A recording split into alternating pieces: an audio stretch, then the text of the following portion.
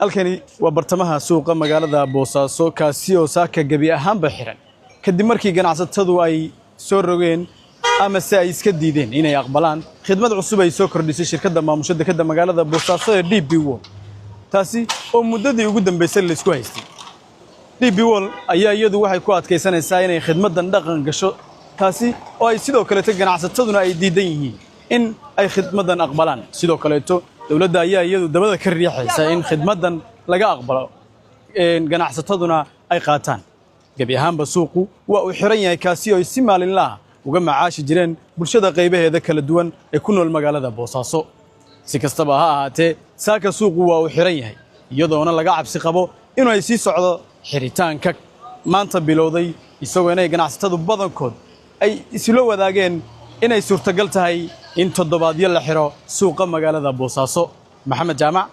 magaalada Boosaaso